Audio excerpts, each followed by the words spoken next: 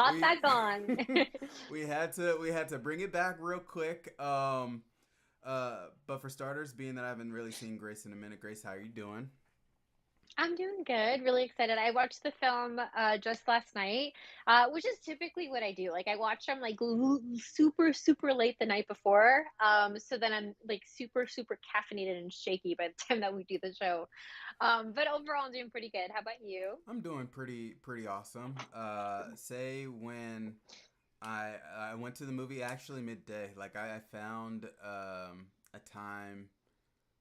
It was like 4:30 yesterday, so I got to see like a little earlier show as opposed to because I can imagine later in the evening was going to be a little crazy Thursday evening. So I got to see an early show. Theater was not packed at all, so I had a good showing.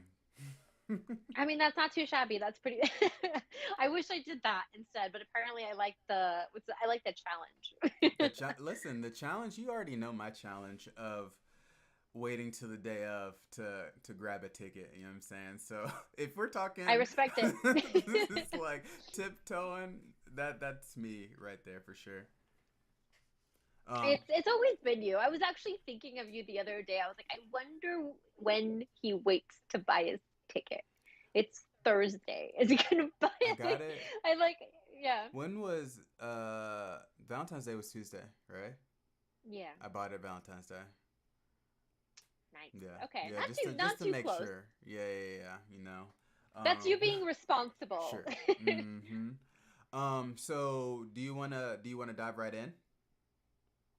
Yeah. Do you want to do our spoiler-free predictions, and then we'll kind of dive in from the top? Yeah, so for those Okay. unfamiliar, those just tuning in, because I actually just saw that we got a ton of new followers recently on Instagram. Shout out to everybody who just followed and liked all of the new pictures. Grace, she just posted, well, she was excited to post that the Joker and Harley Quinn first first picture. Like initially, Okay. like Can we talk about that? I didn't, yeah. Like I didn't know what was going on until like I'm getting all the notifications, like, and I was like, okay, something was posted. Go ahead and tell us about it a little bit. So we got the first sneak peek of Lady Gaga as Harleen Quinzel, and I feel like this little shot already showcases so much. So basically, the still is, I think, Harley and the Joker are like super close in proximity. The Joker is like looking at her very lovingly, and she has like this look of like desire and fear at the same time, but she also has like the imprint of the Joker's face makeup on her like mouth and lips and everything like that. And I really feel like this is the moment we see Dr. Harleen Quinzel like make the shift into stepping into Harley Quinn, the jester that we all know. And I mean, the title is Joker, right? The Madness for Two. And I feel like um, the title is actually very, it encapsulates a lot of the story of Harley and her origins in that like she basically, falls for the Joker and almost like has a shared psychosis of like madness. It's just wonderful. And I could not help but keep thinking of the comic book Harleen. Came out in 2020. It's amazing. It really gives us a kind of different take of her origin story. Her origin story, I think, was originally released in 1993 called Mad Love, Mm-hmm. Infamous. And so it's a really great comic for those of you who haven't already read it. And if you guys have, I think you can clearly see the parallels. This is like the third post I've made about the Joker of Madness for Two, in which I add basically a comic book snippet from that comic book series, Harleen, just because it's very, like, I don't know if gritty is the right word, but it just, I think, really, like, it really well displays like the tragic story of Harley Quinn.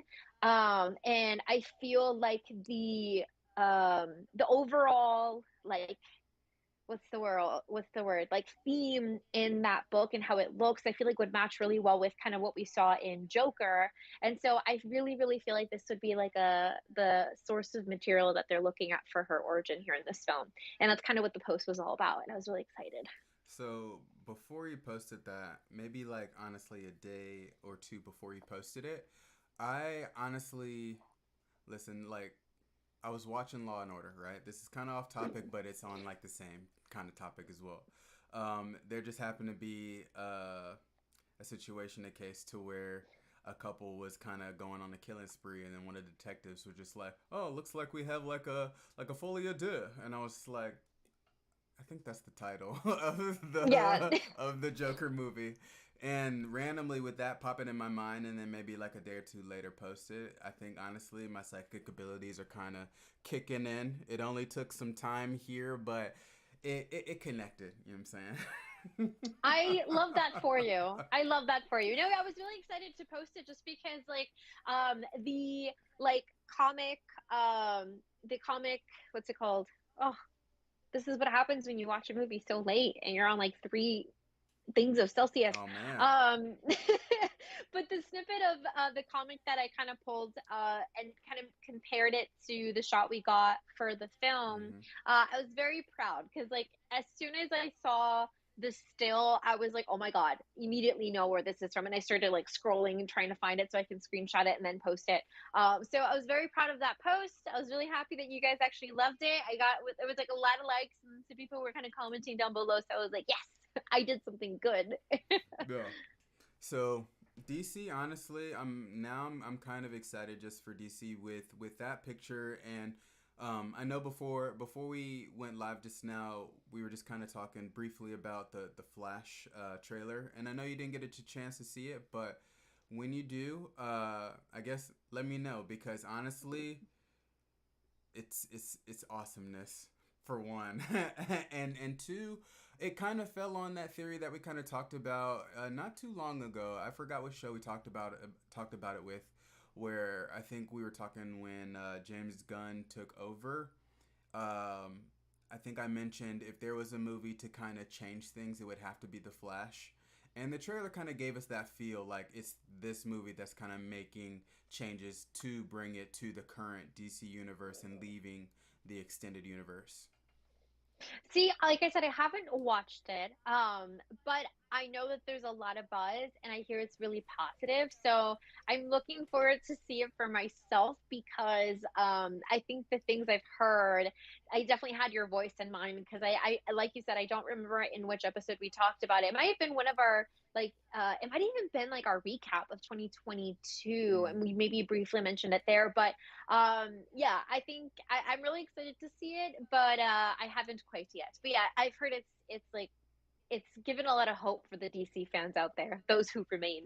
And I think the last little thing on DC that I want to bring up, I don't want to necessarily jab, but like say when it comes down to Super Bowl Sunday, usually Super Bowl Sundays, it's the year movie trailer day, you know, like what we expect in the summer blockbusters, and we get this Flash. We didn't get uh, Aquaman, and with that, I'm just kind of curious just to know. Like I know they've kind of talked that Jason Momoa is now thinking about playing the character Lobo or something like that. But with that being said, I didn't know if Aquaman is totally scrapped or anything like that. Have you heard anything about that? I did have someone on set for the reshoots, and that wasn't very long ago. And so I'm assuming since reshoots have been done, obviously this is still before the announcement of James Gunn taking everything over and, announcing that some things are going to be cut, et cetera, et cetera. But like I said, the reshoots have been done. I think they might still release it just like they released Black Adam and how they're releasing the Flash. I do think that they revamped the Flash to kind of connect with the greater like picture that they're kind of painting. Mm-hmm. And so I feel like we're still gonna get the film, but I think it's TBD if it's actually going to be relevant in the greater like universe that they're trying to build at Mm-hmm. this point. But I do believe we're gonna get the film. And when it comes to Jason Momoa, I think it was confirmation that he will be continuing in the DC like world. But it has not been announced if it's going to be as Aquaman or as like a new character. Yeah, it's either that or the Lobo character that everybody's kind of buzzing about. Yes, Yeah. exactly. Mm-hmm. Okay, well, that was my last little piece on DC. We're here to chat about Ant Man and the Wasp, Quantumania. So, what we're going to do, we're going to do a kind of spoiler free review. Just give it. We're gonna give y'all just pretty much how we felt about the movie, uh, and then from there, I'll give you a spoiler warning. So if you're planning on actually seeing it, then that would be the time to kind of log off, and then you can watch the rest of the episode after you watch the movie. So from here, Grace, why don't you take us away and let us know your spoiler free thoughts? So overall, I'd like to just start off by saying that I really enjoyed this movie, and I'm very, very pleased because this is obviously the first film to kick off Phase Five. And Phase Four, I think, for the MCU left us kind of shaky. I think they started off really, really strong with projects like WandaVision, Loki, etc. But then the films, apart from Shang-Chi, kind of started to flop a little bit for us. So there's a lot of inconsistency, a lot of fear, and I think this film really helped me kind of feel at ease in terms of the future for the MCU, just because I think that it still retains kind of the lightheartedness that we expect for an Ant-Man film, but I do feel like it blends well with some of the greater threats that are being introduced. Obviously, we finally get to see King the Conqueror, and I think it was a very well balanced film where I feel like it stays true to what we expect with an Ant-Man project, but I think it's still projects the threat that King poses to the multiverse. And so overall, I really enjoyed it. There's some really great gems. There are also some pieces of the film that I kind of would say was kind of cringy, and we'll get to those. But overall, I actually really enjoyed, and I'm excited for the next thing, which is going to be Guardians. But yes, overall, love. I really did like the film. Um, I agree. Say overall it was a good movie. Say I would think that it gave us a pretty good introduction to uh oh well, not even more so an introduction, just an extension of knowing who Kang is, and especially this is another variant, and then from there we'll get into what we see later on more so towards the post credit scenes, but we see this version of Kang after seeing the first one from Loki, and this one I would say actually respected his mission, and I had I may be the bad guy here, but in terms of just what the story was, it was a good story. They gave us some good visuals, and for me, they left maybe one or two holes that we'll bring up a little later. But me, these holes honestly is just one of those reaches that of me reaching. You know, I like to reach and pull at things, and it may just only make sense to me. So, all in all, I give it.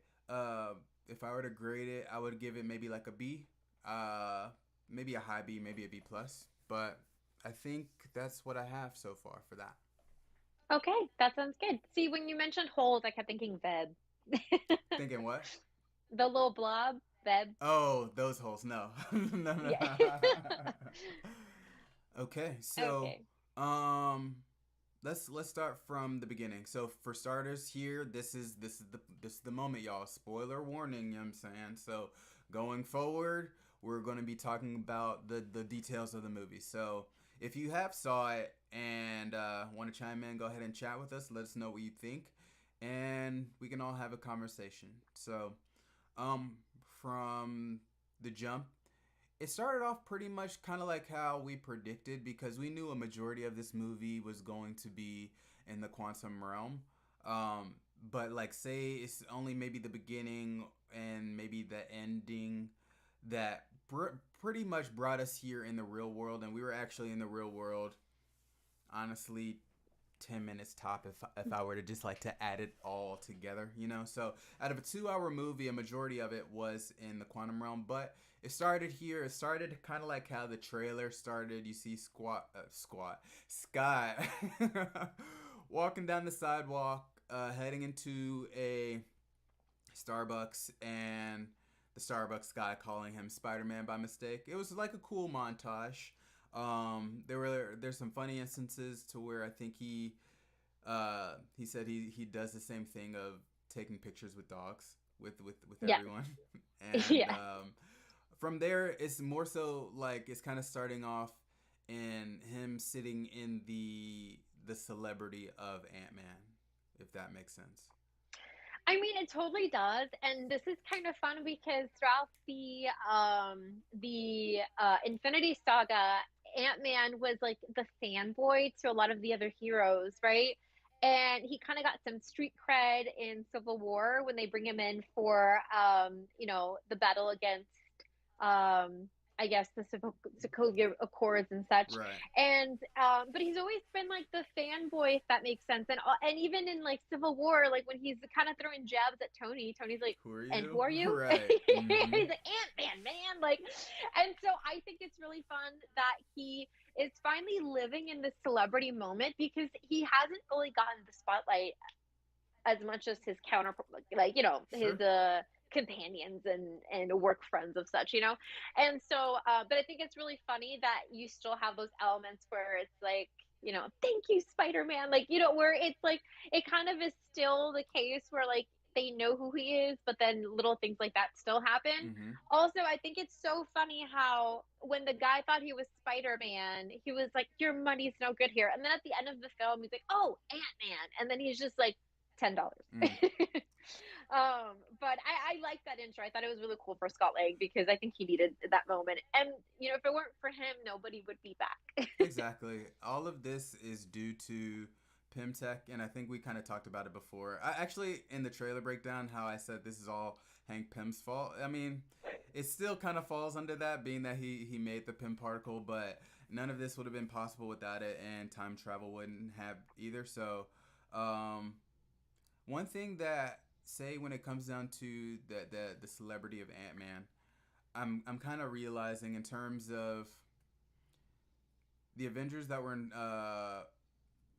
in game that are still quote unquote on Earth. I think there's honestly maybe a few that really take in the spotlight because as far as like Wakanda is concerned, they're pretty discreet in their ways. Shuri's not out here in the spotlight. Of course, Tony and Cap are gone. Thor is off world with his daughter, and I think it's like Falcon and the Winter Soldier that are just kind of keeping it low key. So I feel like if we were to have like a celebrity contest of the Avengers, I think Ant Man may be just kind of up there in terms of level of celebrity. Because everyone else is dead. Everybody else is kind of just keeping it low key or gone, But basically. this is actually, I mean, this is pretty cool because I think we talked about it a lot in the What If series because the What If series, I think, really showcased how Ant-Man's abilities are like pretty badass. I Mm-hmm. mean, like Hank Pym annihilated the Avengers like Easy. solely, easily. Yeah. So Mm-hmm. I think it's very cool that we get to see Ant-Man go up against such a big bad. Mm-hmm. And I like that the film kind of started off this way. But I will say, hearing Scott narrate really made me feel like I miss Luis. Like this is the first film that he's not in for Mm-hmm. Ant-Man, Mm-hmm. and I think it's really missing, and I'm very sad. I was actually surprised just because when I saw or when I went to see the people at the premiere, the guy, the Russian guy, the Baba Yaga guy, he was there, like doing interviews or whatnot. So Love that I guy. was expecting to see him in the film, but the Ant Man crew of him, Luis, and Ti, they were not in this film. So I'm actually going to say they may be in the next Ant Man film. I was talking to my partner recently, and there was kind of like a disagreement just because of the fact that being that Michael Pena wasn't in this movie, Marvel has messed up and taken the Latino culture out of a movie, and they should always be recognized. And I'm like, listen, I'm not opposed to what you're saying at all. You know, maybe they just were just on some sit out this one. This is not on some street level stuff. But when it comes down to street level on the next Ant Man, we'll bring you back. And that's what I feel like in terms of I don't think it was like a slight to Latino culture. I think they're gonna well, for one, we got the Talocan, you know what I'm saying? And then two, Michael Pena, he's not dead, you know. So at the end of the day, they're in the universe no matter what. I mean, okay, I don't know if, yeah, I wouldn't say this is race related, so we're just gonna leave it at that. But I will say, I think it makes sense because the majority of this film is in the quantum realm. Mm-hmm. I feel like if Luis was there or like the other two characters, it'd be kind of like Milton, following the Suicide Squad. Like, what was Milton gonna do? You know what I mean? Like, I think that's what the situation would have looked like. So it makes sense that he's not in the film, but I would love to see him either at the start or at the end. You know what I mean? Like, I don't know, like him summing up the events at the end of the film or something like that. I feel like would have been pretty cool. But yeah, Yes. he was very much missed. But it makes sense. It makes sense. Mm-hmm. So say for starters, we get this montage, but then it comes down to, well, first after the walking on the sidewalk, then we kind of get to see the success of Hope, but then from there, we kind of get an idea of where his daughter kind of fits into this whole situation. Like she gets locked up. It's almost like a family tradition, jokingly, and they kind of make a joke about it later on in the quantum realm about it. But in releasing her, come to find out she's learned a lot, and I think she even mentioned that she learned a lot about the quantum realm and everything while they were gone in that 5 year period.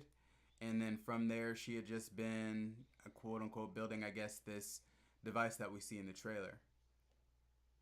Yeah, and it's I think when we get the introduction of Cassie, you really get an idea of where she's coming from. She wants to help people and she does kind of criticize her dad for where he's at now. Like, yes, he saved the world, but since then he's just been kind of living the celebrity life. Mm-hmm. But hasn't really been playing the role of a hero. He's living in the moment of fame, right? Right. And I think that she mentioned some things that I was really excited to hear. So one of the causes that, well, this is the why she got arrested. I guess this was her third time, no, second time. This is her second arrest. And the reason she got arrested is because they were doing a peaceful protest. I think after a like settlement was basically like like a homeless camp was basically like thrown, you know what I mean, like what, dismantled, what was the phrasing she used, but basically like she was saying that she's stepping in and defending people who can't really don't really have a voice right now, specifically the displaced from the blip. And I think this is a theme that we haven't really been introduced since I think Falcon and the Winter Soldier, because that was like the premise of the series, right? Right. That's what like the Flag Smashers were fighting against, is like the displacement of the people post flip, and a lot of that is like has left people homeless. And so that's kind of the thing that she was mentioning to her dad as to why she got arrested. And I thought was really interesting that they kind of brought that back in. Just I think as a reminder that like the events of the blip are still very much relevant, and there's still a lot of people who lost a lot, like lost their homes. And I think that it's cool because it showcases Cassie and like kind of where she is. Like, she really wants to be a hero, like she really wants to help the little guy. And but I think that they did it in a cool way where it brings back something that was spoken of like much earlier in, like, the first few projects of phase 4. Mm-hmm. Say when it comes down to I can't that. hear you. Oh, hold on. Let's see.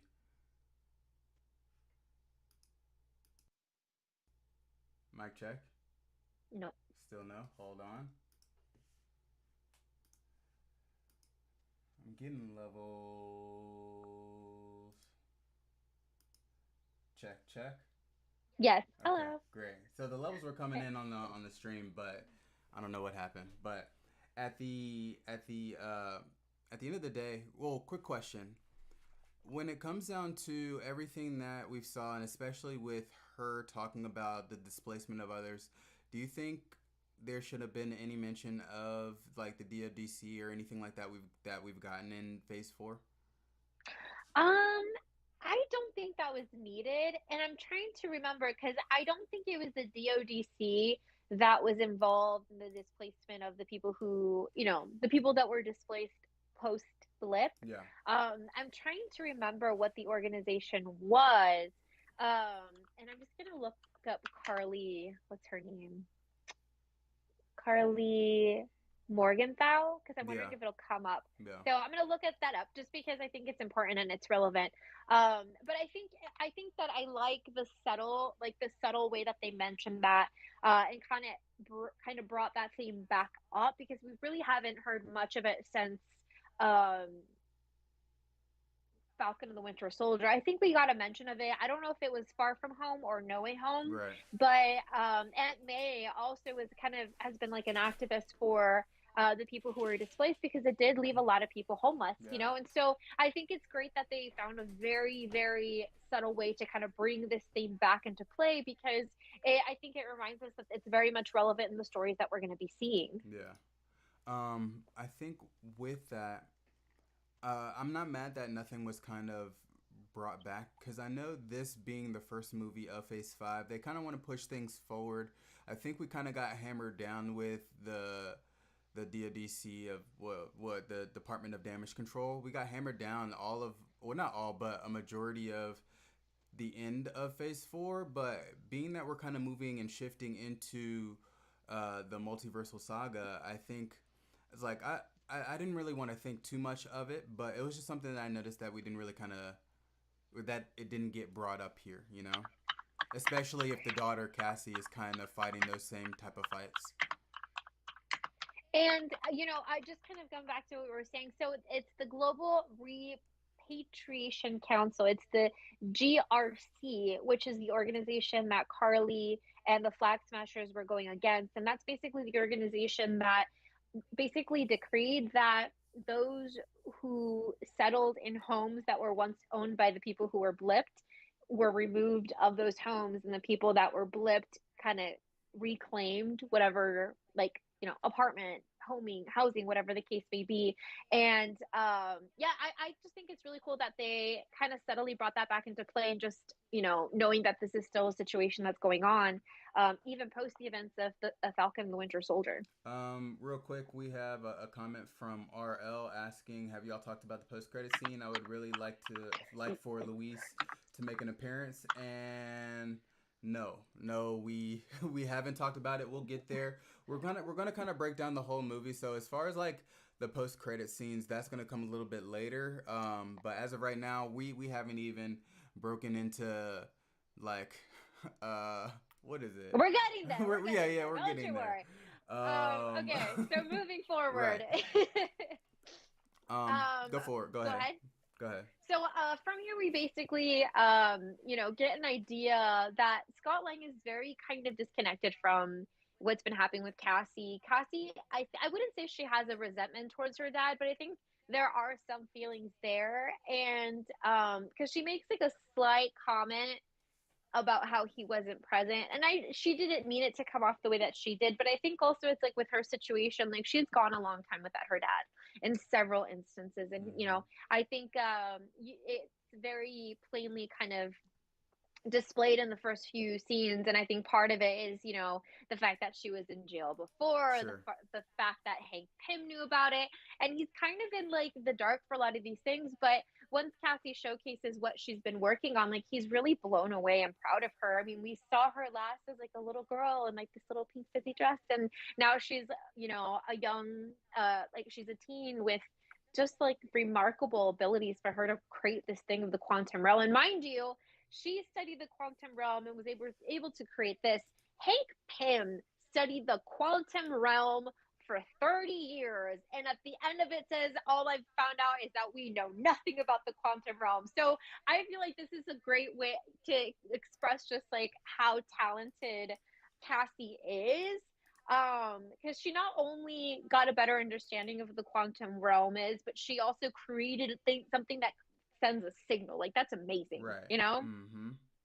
Say with that, I think it's almost kind of following in her father's footsteps. It's like though he is pretty much like initially known for burglarizing and doing whatever he did to get locked up in the first Ant-Man, but before that he was borderline a genius. And as far as his crime, I think it was like taking down a major tech company. So it's not like like Scott Lang is dumb. You know what I'm saying? So with that, I think she just kind of followed in her dad's footsteps and was able to create this device to do what it did. You know? And something I love is like not only that, but she's also surrounded by these like mega geniuses like Hank Pym Mm-hmm. and Hope and Janet at this point. And I love how she calls Hank like Grandpa Hank or something like that. I Yeah. thought that was really cute. I don't know if you caught it, but it was like right before they get sucked into the mechanism. But we get we get showed like kind of what Cassie has been creating, and then once Janet finds out that this is sending a signal to the quantum realm, she wants to shut it down immediately, but at that point it is too late because they get sucked inside, and they end up in the quantum realm, and we later find out that it was Modoc that basically used this signal to bring them here, and that was kind of his, I guess it's almost like they were waiting for something like this to happen. Well, I'm just gonna start by saying, like, right here at this moment, all of this could have been avoided if Janet Van Dyne just like opened her mouth and told her what she experienced in the quantum realm. Because if she told her actual story that we got throughout the movie, then they would have known. It's like, hey, we don't want to go back down there simply for the fact that there's something that if it gets out, then it's going to wreak havoc. So I think if anything, if we were about to have that segment of the blame game here, it's the Van Dyne. Listen, Hank Pym and Janet Van Dyne, they're the reason why this multiversal war is coming. That's all I gotta See, say.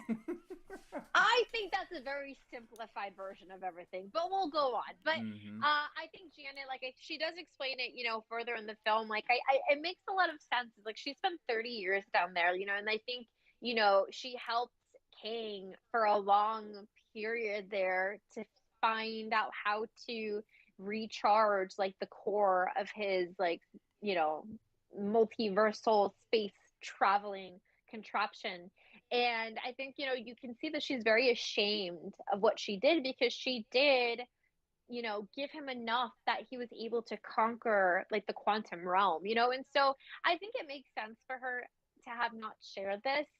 And it sounds like she was very resistant to do so because they've asked her, right? Like, I think you hear Hope mention this, and also Cassie, because she was obviously studying the quantum realm and all these things. And so it makes sense why she did not mention it. But you're right, in her not mentioning it, this device was created, and it was like too late. The signal was basically being sent as they had this conversation. Even after she turned it off, it was, yeah, it was, there was nothing else they could have done at that point. I'm looking at the comments. There's a guy named James Park saying she pulled a deeper quill. Tell me what does Oh that my mean? god, yes. Oh, you already know. Go He's ahead. referring to Quill. So in um Infinity War, right, when Quill, like, um why am I like spacing on names and such? When they were fighting Thanos on Uh Titan, huh. and they had a plan, but then, Quill, like, there's a lot of people who are like kind of like blaming it all on Peter Quill, which is like understandable because he basically broke the plan and started punching Thanos and basically ruined everything. And they could have won right there and then, but they didn't, because True. then Thanos got like the chance to, like, get the glove back and all Right. the other things. Right. So that's what he means by pulled like a quill, but like, tripled that, being that this is an even bigger bad than Thanos. So yeah, I think that's a fair comparison. Like, obviously it's more complicated than just that, but I think just to fall in line with simplifying the situation, yes, like this is very much a quill. She quilled it. She quilled it for sure. So they get sucked down into the quantum realm, and the one thing that is gonna remain a mystery, just because we've kind of had maybe two or three instances. I think this is the third instance of the quantum realm. We get uh first instance in Ant-Man 2, Ant-Man and the Wasp, um, where we kind of figure out that Janet is down there and that there is an actual quantum realm. But then we get the second instance towards, uh, I guess, the end of Ant-Man and the Wasp, to where Scott gets trapped down there, and then that kind of goes forward into Endgame. But then here we're back, and this whole idea of the quantum realm being like, let's say, a cage that is more so a place outside of time. Time right now is the most confusing factor right now when it comes to, I think, Marvel Studios, especially in the quantum realm, just because we've had the conversation of they confirmed here that she stayed down there for 30 years and she aged appropriately. And then when Scott went down there and gets stuck for 5 hours, 5 years kind of fast forward. So now here in this movie, I'm thinking that okay, they're maybe down there for a couple hours doing this whole entire movie, but in that I'm expecting them to come back to a totally different world maybe a couple years later or whatnot. So as far as the whole idea of time, I'm just a little confused as far as how it works down there. Well, keep in mind, like when we see Hank Pym enter the quantum realm, when he finds Janet, like he asks, like, well, he asks in this film, like, why is it that he didn't see any of these things? And he said, you didn't go small enough, or something like that. And so I think it just depends on maybe what level you kind of go into. And I think that keep in mind the quantum realm also is like they utilize the quantum realm to enter from one point in time, exit another point of time, and then do all these other things. So the quantum realm is still something we just don't understand fully. But through the different films that tackle kind of the quantum realm, I think we're starting to just build up more and more of an understanding. Because the first time that we were really introduced to it is in the first Ant-Man film, and because they go subatomic, right? Right, Like that's kind of like the big thing that you're not allowed to do, because that's how Janet got stuck in the quantum realm. right. And they defeat Darren, but even like Ant-Man has like when he goes subatomic, he's in the quantum realm temporarily, and that's how he's kind of linked up with Janet. So it's like it is something that's very complex, and I think that's okay. But I feel like we're piecing together what it means, and I really think it's cool that this ended up becoming like a prison for Kang, because they meaning all the other Kangs, tampered with his device, left him there where he basically has no power, because it seems like time has been the thing that he's manipulated, and he can't really do that there. And so I think this was a really cool it's nice to finally see what the quantum realm is, and how it's basically like you have a civilization all formed here, and they're asking them like what are you guys? And when they realize like, oh, they're also from up there, that's when they get scared, because if you're from up there, that means that he's looking for you, referring to Kang. So if it comes down to Kang, right? And then he was kind of banished there, and he even said it like he was quote unquote exiled, right? Uh, does that make it so? Do you think the quantum realm is almost kind of like not necessarily like a Nexus being or a Nexus event, but more so a Nexus place? Just because initially I would have thought like if we're gonna go subatomic in 616, this is going to be quantum realm 616. But the way they kind of shaped it is it's like the other Kang sent him here, and I think if anything, the quantum realm is just not of any other universe. It's just a realm in itself, and just in case she keep this Kang trapped there. I mean, I think it's Janet that mentioned it. Like the quantum realm is basically like a multiverse in and of itself, like a whole new universe. So I don't think that that nexus that term would apply in this. It's almost like the quantum realm is its own universe that lives beneath ours. I think that's like roughly like the quote that Janet kind of utilized to explain what this is. Mm-hmm. Um, but like when you were mentioning the idea of it being like using the term nexus for it, I was kind of thinking about it, but I don't think the term would apply here, because I think it's meant to be like its own universe, but it's like under ours. So I think that's why I say like the Kangs were able to utilize this as a prison for uh this king, the conqueror, because it's a place outside of time. Right. It's not like they sent him to just a specific one. I would think now there's only one. Right. You would think. Because this is a universe. Yeah, so Yeah. in this universe um is where they sent him to, because in this universe like time doesn't work in the way that we think it does. Okay. It's not linear. Okay. Mm-hmm. Okay. So we're down there. The family gets split. It's Hope, Janet, and Hank in one group, and then Scott and Cassie in another group. Um, I kind of like the idea of them not being able to understand the language, and then you drink a red juice, and then, or I won't even say a juice, a red fluid, you know what I'm saying? And then you can just understand anything and everything. I think that was cool because it would make sense why it's like, because I feel like if they just entered the quantum realm and you can just understand what everyone's saying, it's like, okay, but how do they know English? you know? Mm-hmm. So I think this was great because I think it gives an explanation to just something so simple, but it's like, it's cool once you get down to what it is.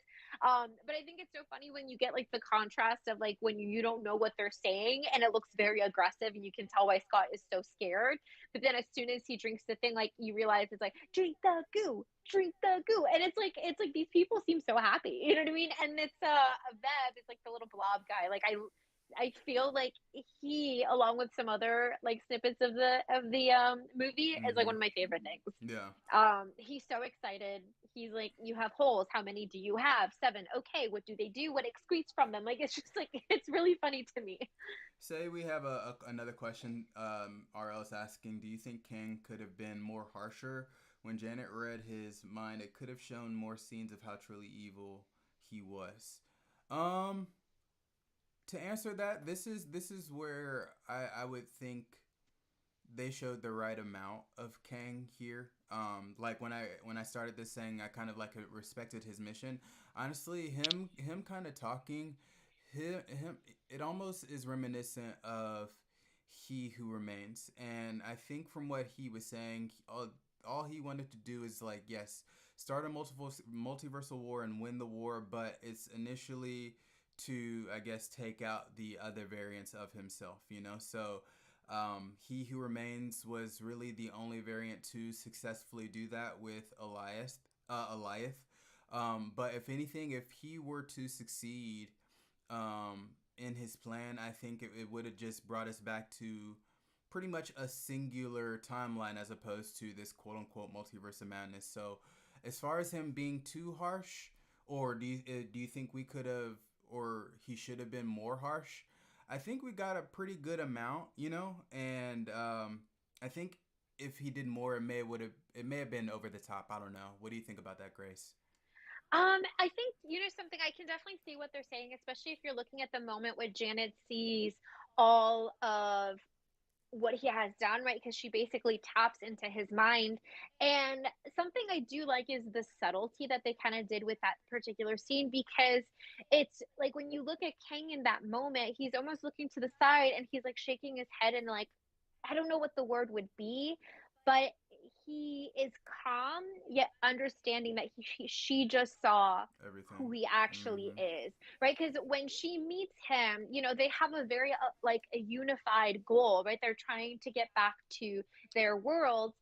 He knows it's because she has a daughter. Like, she doesn't really know fully why in his situation until she taps into his mind, because he obviously didn't share this information for very clear reasons. Right. And Janet being a hero, she chooses to lose the opportunity to go back to Hope because she knows that she's pretty much protecting the multiverse at this point, right? Because she's tapped into what he has already done Mm-hmm. and understands what the next mission would be. And so I think in terms of like the visions, I feel like that would have been a great place to see, or not even visions, but when she's taking a look at his mind, I feel like it would have been actually cool to see a little bit more of like the brutality of what he's actually inflicting, because I think that would enhance what is at stake. You know what I mean? Mm-hmm. So in that case, speaking to that particular moment, I think that would have been a great pocket to kind of give us more of that like brutality and a little bit more of an intimidation. Not that we didn't get it, but I think it would have been a perfect place to set it, because then you understand what's at risk and what would happen if he gets out. So I kind of agree. You in the comments, I I kind of agree. I like how you phrase that, and I think if anything, Marvel Studios could have given us a little bit more, being that from the concept art of the last episode of Loki, and how they kind of broke down how there was like Iron Man's helmet and other souvenirs that this variant of Kang had pretty much taken.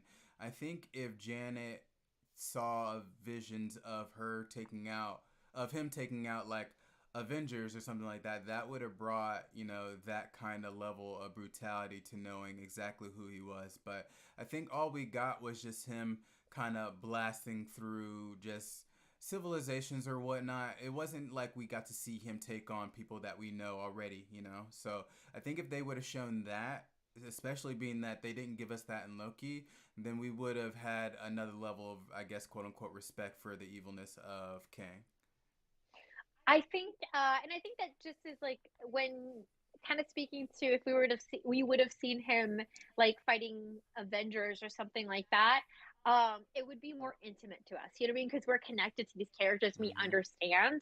But just kind of on the note of like the Avengers and things, because we know that he has killed Avengers, I feel like it's a chilling scene is when Scott, or I don't know if it's Cassie or Scott, it's like, oh no, it is Scott, because he's like, I'm an Avenger. I've already called them. They're on their way. Right. And then like Kang is so unbothered by that statement because he's like, have I killed you before? Like, it's so like, I don't even know how to describe it. Like the way that he addresses that to Scott is just so like brushed off the shoulder, like it means nothing, but for us it means something. Mm-hmm. The idea that he has killed Avengers before, you know what I mean? Like, and not just one bit, like team of Avengers, but throughout the multiverse. You Sure. know, I feel like that was very chilling. And then if we were to say have seen pieces of that and say like when Janet is tapping into his mind, I feel like that may have been the element to add a little bit more of like the fear element. Sure. um but yeah, that's yeah, I will say when he mentions those things, to me it's very chilling, and I think it's for that exact reason that you're thinking we would probably have benefited from something like that in terms of the scenes. Yeah, like him saying it's like he's like, you're out of your league. I was like, okay, show us. You know what I'm saying? And even though like from the that little moment of him being able to control Modoc and then even control Cassie and Scott in the cell, we already kind of get a general idea of how badass he could be. You know what I'm saying? I mean, it's like he is a force to be reckoned with. Like, there's a reason why he's the big bad. You know, you can definitely see it. And I think something that they successfully do in their case is that they're able to gather the masses and the people that have been oppressed, the like people who like the freedom fighters and all of those things, and band them together to kind of like unify and attack them all at once. Like I feel like for me, it's reminiscent of like the last Star Wars film we saw, Mm-hmm. in which they send a signal to every part of the galaxy of like, hey, like if Come there's through. any Mm-hmm. rebellion still out there, please show up. And once they do, it's like this very, very like chilling scene. Like I'm getting goosebumps just kind of thinking about it. Mm-hmm.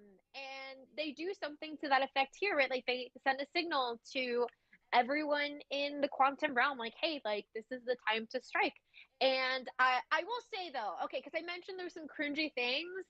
I'm just saying Cassie's speech was cringy to me. Like I don't know why. I didn't feel inspired. I was just kind of like, I don't like I was embarrassed. Like I don't know what it was.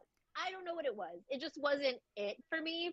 But it's okay. We move along and then we see them kind of do the whole army thing, and that part was cool. And then, so it's it's like Kang is a force to be reckoned with, and I think it took all of this just to level the playing field.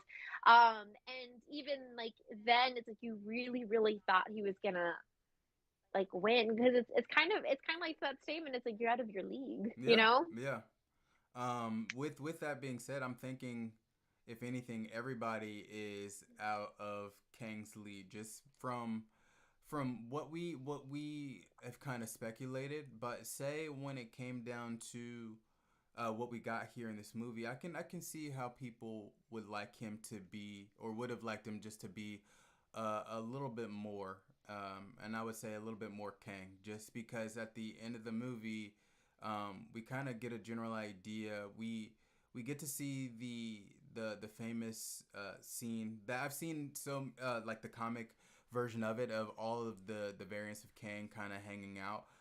But I think we'll get an evil version of Kang, or an even more worse version of Kang later on, especially in Kang Dynasty or especially Secret Wars. But right now, I think Marvel just wanted to give us a little taste of what a Kang can do. See, and I'm wondering because this is King the Conqueror. Like this is definitively like what they the word that they connect with this variant of King, the Conqueror. You know what I mean? And so I wonder if it's still going to be this exact variant. And you know, at the end of the film, we do get Ant Man, like Scott's kind of like having this moment of anxiety, like, oh my god, did I just basically forsake the multiverse? And then he's like, we're probably fine. Like, is King really dead? And so we don't know. I mean, obviously he was pulled into something very gruesomely, and you could very much assume he's dead. But also, it's like you're not dead till you're really dead. Like we need to see a corpse. You know Well, what I mean? Like, so I wonder if it's actually going to be the same exact variant, but just coming back and attacking again. Like, wait, you so know? is the name the Conqueror specific to just one variant? Just because He Who Remains referred to himself as a conqueror as well. You know something? That's a fair point. Just kidding. I retract everything I've ever said. I'm just um, curious if that's if there I is guess like like a conqueror version in the comics, and this was Marvel Studios kind of version of that. see, I guess like maybe for me, I feel like it would be a letdown if there were like if especially if we're like, okay, this is the Kang. This is the one. This is the one who's wreaking havoc. Like and they use this word so strongly in association with him like throughout the entire film, and then it's not actually the King the Conqueror, but we keep getting like say another one that we think is the main King. I don't know, I feel like that would maybe dilute the threat. Like I think for me, when you're watching this film, they don't really say his name until like a good chunk into it, but they refer to him throughout like the film, and it's like he almost like capital H, you Right. know. Mm-hmm. And so I feel like the emphasis that they made on this character and the fact that this is the variant that all the other variants threw into this jail makes me believe this is the King, the Gotcha. Conqueror, you know? And so I really feel like this is the variant that's going to come back. Otherwise, like, I don't know, I feel like it dilutes it for me, you know? Okay. That's very interesting. I'm just curious now just to Your see audio's where. out on my end. Oh my goodness. Come on. Come on. Sorry about that, y'all. Give me 1 second. I hear nothing. I know. I know. We gotta. Okay, I hear Okay. you. I hear you. Cool. All I was saying is like I'm with that. I'm not opposed to where if the Kang Council kind of voted this quote unquote variant to be the worst, hence why he got exiled. But I think no matter what, like you can't really tell what his mission is just because of now we are introduced to these other variants and we don't know their intentions. We already knew the intentions of He Who Remains, and that was really just to keep it one timeline. But it doesn't seem like these versions are looking to bring it back to one. That I think they're all for the multiversal war. Multiversal war. I don't know. I don't know. It's confusing. It's like we still don't know. Like I think I'm really excited. Oh, I just I want us to get to like the end credit scenes right now. But I like want to discuss them just because I feel like the next project to follow, or not the next project to follow, but a good hub of where we would start to get even more information about how this works would be the series that kind of opened the door for it, which was Loki. And Mm-hmm. so I'm okay that we don't know everything right now. Like we're getting little pieces. Mm-hmm. And I think for me, it's like those building blocks that we have kind of enjoyed about the original saga. I think I'm seeing, at least with this film, I think it kind of gets that for me, especially when you look at things like the previous Ant-Man films, Loki, and how this is piecing together. Like I think this film for me um did that, and I think that was very refreshing because it's something I've missed from like the original saga, really feeling like this is pushing story forward and where things are starting to click. But it's okay for it not to click all at once, you know. I think if anything, if we're gonna make Oh no, compare. I can't hear you again. Oh my goodness. Technical difficulties. I don't know why I keep switching. All right, but what I Okay. was saying was,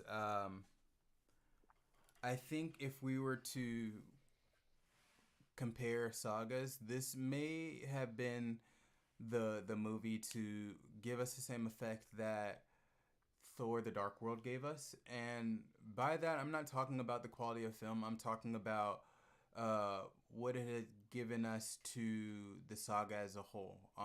Thor: The Dark World, I think, was the movie to start putting pieces together that this is going to be based on the Infinity Saga. When the Collector said two down, three or four more to go. So that's where we kind of knew where this was going. Now, this movie, Quantumania, it was what it was, but I think it it set us up to have a better idea of where this could go.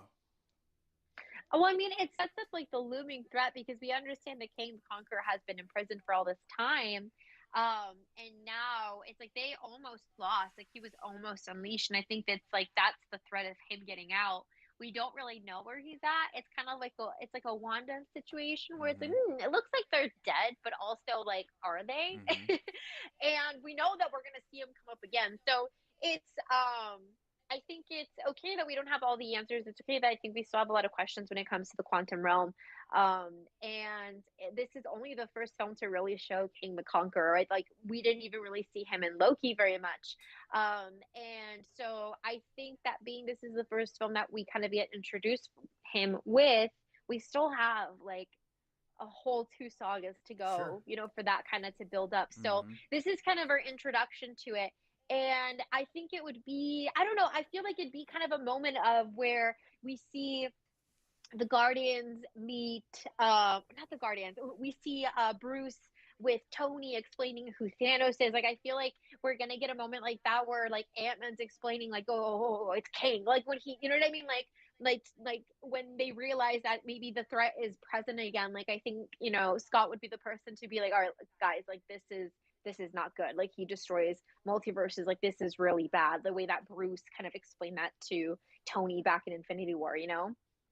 Oh, my cousin just hopped in the chat saying Kang was good up until the final act, and I actually liked him in the final act, just because that's of course where we got a majority of what we saw in the trailer, the viciousness, the badass fighter that he is, and though he became overpowered by ants and Ant-Man, I still think no matter what, that was maybe, I think, the better of what we saw from him in the rest of the movie, just because yes, when we were kind of introduced with him in the quantum realm, he was kind of just more so introduced as a traveler and a scientist, and you kind of felt for him at first in Janet's story, and then you kind of see the level of, I guess, his power in the jail scene of him controlling or whatnot, and then him kind of holding all the cards. But it isn't until the final act to where we actually see him become Kang and do what we get to do what he did in Janet's vision, and no, it wasn't, I guess, as I don't think it was as brutal as the vision. Could it have been better? Sure, but uh, again, like I said, this was a taste. I think Marvel didn't want us to give us all of Kang and all in one movie, so um, again, I wasn't really disappointed. See, I feel like referring to like the final act, I think for me something that I think was really I think added to what we've already kind of set up King to be. I think it kind of added that element that we are talking about, like seeing him kill an Avenger. I think to see him beat Scott down in the way that he did was Mm-hmm. so like there's something about seeing a character who you associate with more of a lighthearted genre of the MCU and see them in this like just the brutality of the fight and like that we talked about it in the trailer, like to see him like you know stomp on Scott's like mask and have it like crumble like the way we see Tony's. It's just I feel like for me that was like a jab. That's like when we saw Peter Parker fighting the Green Goblin at the end of like No Way Home. Like Right. there's some characters that when you see, or even not even at the end of No Way Home, I feel like I'd associate it kind of With the to where apartment like scene. yes, like Mm-hmm. there's something about those kind of characters going through such like like dramatic events that like I think for me really strike something. Mm-hmm. And so I feel like the final act, apart, a final act with the king, going one on one with Ant-Man, I feel like that was a really cool scene to kind of see. And then when you add that to like the understanding of what he has done, his mission and all this stuff, like I'm saying, like this was I think a really great introduction to King the Conqueror. And like you said, I think it's just a taste. Like I don't think like he's gone. I think he's gonna come back like this exact same variant. Mm-hmm. And he's gonna really bring it. He's gonna I don't know what he's gonna do, but I think it's not gonna be great. Like I feel like we're just gonna see so many Avengers die. um it's I'm not ready. Well, I think with everything that you kind of mentioned with the other movies, I think if anything, Marvel is just doing a better job in terms of um, choreograph fights. And I've had the conversation before in terms of why I like Shang-Chi and how it compares to all of the CG fights that we've gotten in the past, and it doesn't really hit as opposed to an actual choreographed kind of fist fight.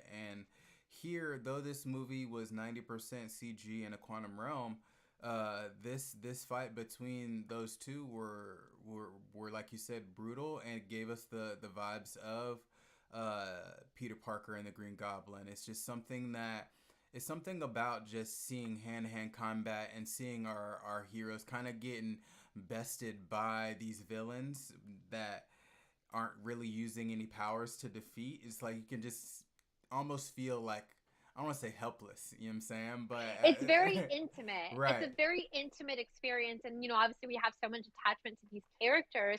And I think it makes it very real when you see like their faces and they're, having these really like brutal like fight scenes. And I feel like it's something that was taken away from characters like Okoye when they added the whole suit. I feel like you lose like a connection that I think for me has always been really like amazing. It's like when I first saw the Black Widow take down like all the guards in Iron Man 2. Like it hits different than say a full CG fight or something like that.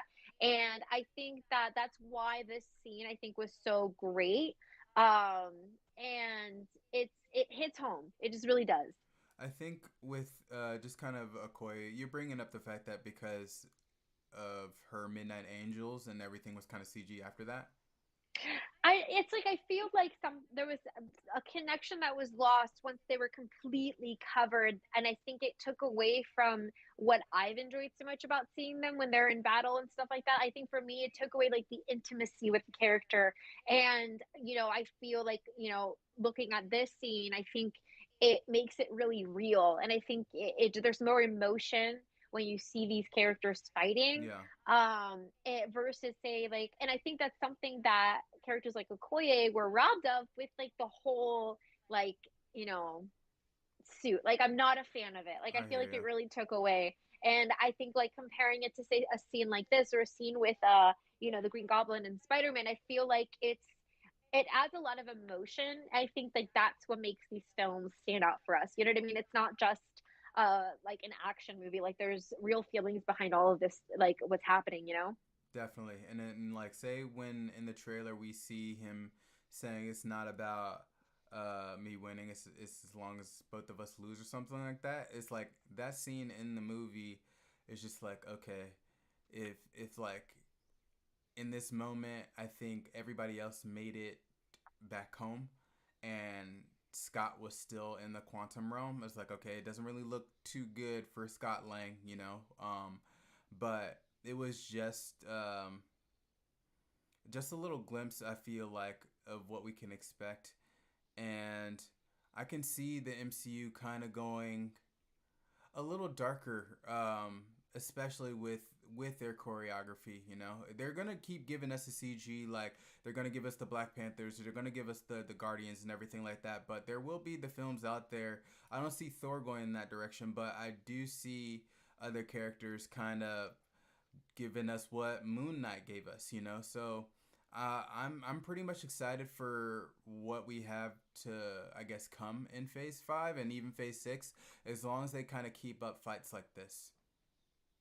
Or even like I think like the CG element, I think like for like I'm thinking of the fight scene in Endgame where you have Thor and Tony and Cap going against Thanos. Obviously, this is a very CG scene, but like I think it still has like you're still very connected with the character. So I don't know if it's grounded just purely in like the CG like effects, but I think that I'm excited to see this kind of choreographed fight scene that I think was very emotional. Mm-hmm.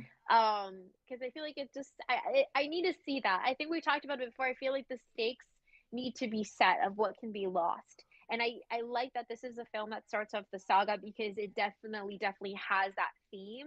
And when we talked about the previous saga, obviously it's been rocky and there's a lot of uncertainty. And I think one of the biggest things is like they really need to start building up the stakes because it needs to matter once we hit the battlefield of the multiversal war, you know. Well, with you kind of bringing up the fight with Thanos, the Thanos I would still consider to it would fall under that category of choreography simply for the fact that yes, Thanos was CG, but at the same time, this was still more so a hand-to-hand combat type scene, and it's like a majority of that we got that from Captain and Thor.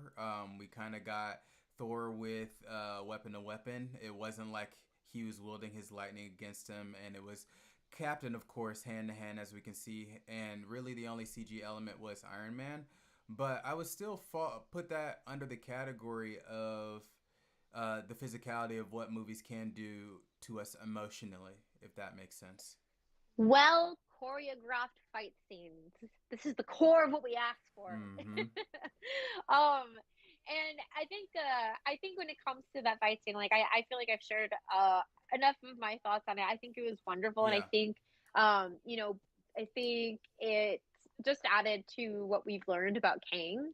And something I want to talk about, and it's gonna take a turn because we were talking about some Turn it. very Do it. big events. Okay, Modoc. Yeah, we were gonna talk to him Modoc is eventually. like my favorite character. I swear to God. So the themed like joke I think that was going on is like everyone's like Darren. Like Right. it just was really funny. I think that the way they did it was so he definitely became like the heavy comedic element, and this is what I was referring to when I said I feel like it was very well balanced. Like there's some very serious scenes, and I think they allowed those scenes to stay serious so you can really like sit into what is at stake. But then it's like when there were like the comedic elements, I feel like they were just very well placed. And Modoc is just one of them. Like when he first appears and like kind of unveils his face to Scott there, he's like that's a face, that's a face right there. Mm-hmm. And it's like the constant like butt of the joke and like his little baby legs and things like that. And then you see his like butt. His naked, weird butt body. It was weird. It was like a SpongeBob butt, but like it's just everything of Modoc was just really funny. And we talked about Modoc a little bit when we saw the trailer. And even then we already talked about how it stands for mental organism designed only for killing. And I think he delivers some of my favorite quotes. Um, when he gets beaten down by Cassie, right? Because King sends him to kill Cassie after she escapes like his clutches. And, Cassie overpowers him and he's like kind of on the floor. And then, he's like, how do I fix this? He's like, stop being a dick. And then he's like, look at me. It's just everything was so Right. good. Right. I posted on my stories and all it was, it says like, it's never too late to stop being a dick. And I just put, if you know, and a Mm-hmm. little ant emoji. Spoiler free right Um, there. Spoiler Basically. free right there. But it was just so good. Like his death scene, I don't think I've laughed harder at someone dying in my life. It was hilarious. From him saying that, he's like, to Scott, like you've always been a brother to me, and then he's That like, was I have was I? like, really? Yeah. And like I loved how the moment that Modoc like touched his face, and I was like, I was.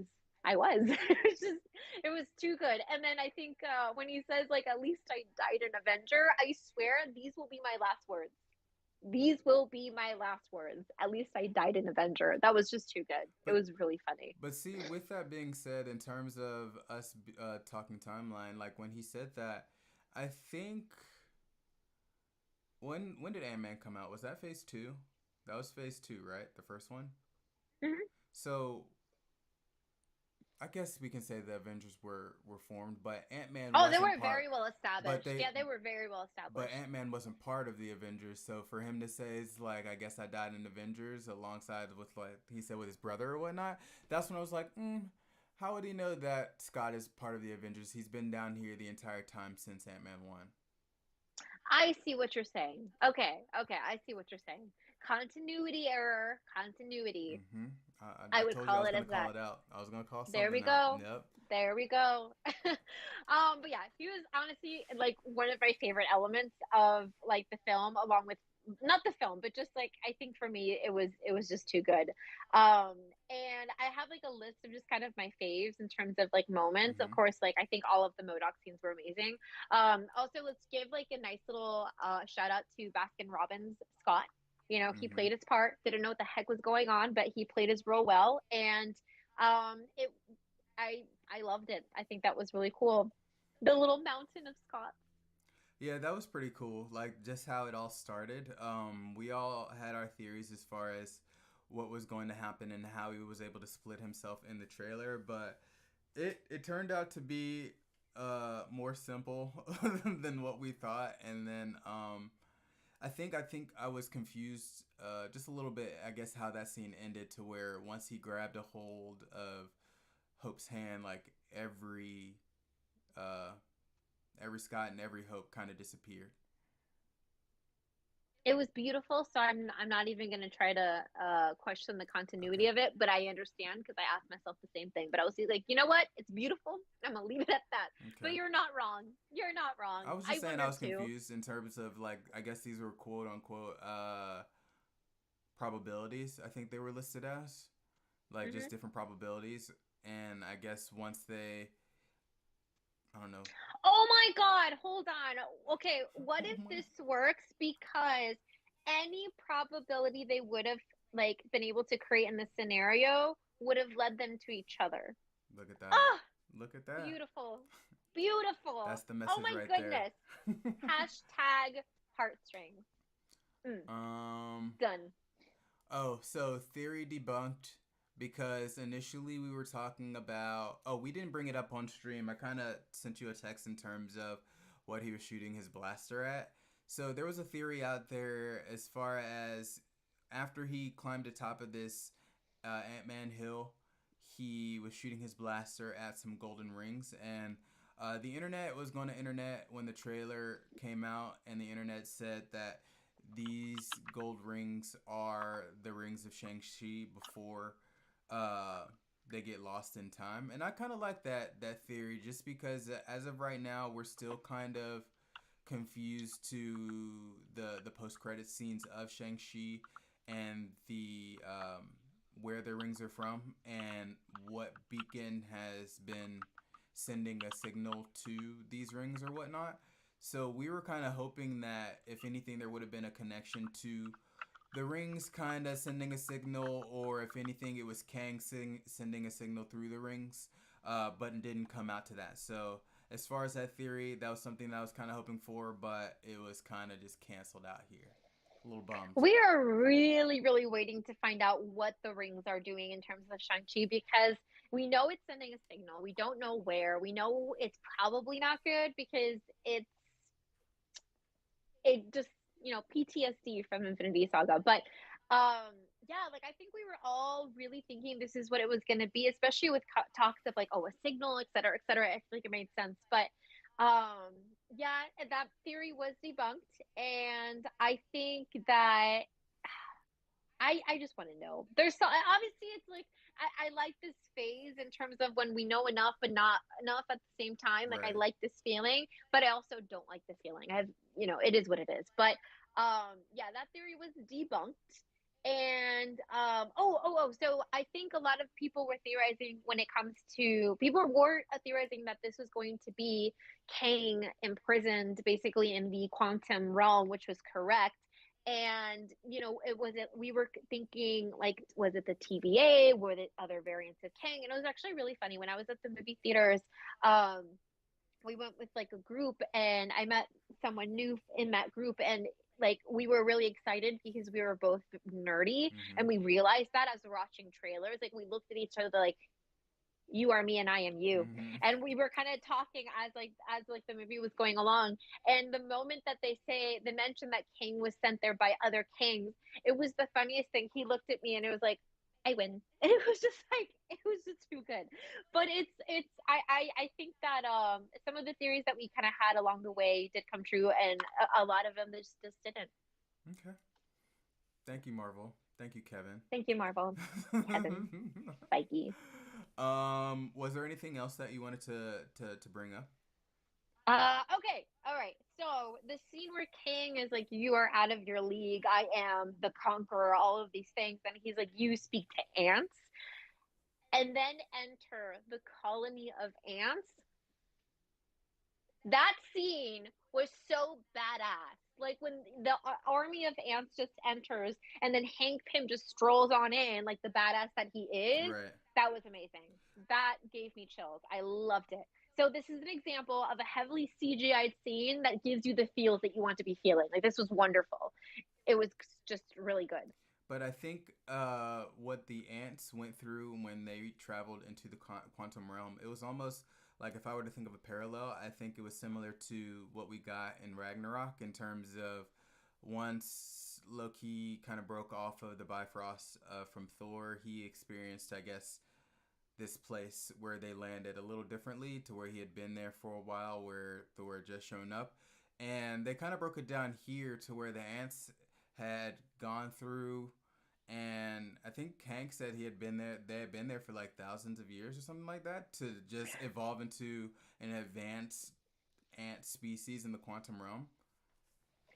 Yes, and I think this is a great example of the fact that we know a lot about the quantum realm at this point, but we still don't know a lot about the quantum realm at this point. And I think that this is a great example because on one end, we learn that there are like entire civilizations inside the quantum realm, but at Mm-hmm. the other end, it's like these people were both dropped like someone in the same time, but like they were still scattered to some degree, and they experienced things very differently, and time was even experienced differently for them. And I think like I find this confusion satisfying because it's within the same film.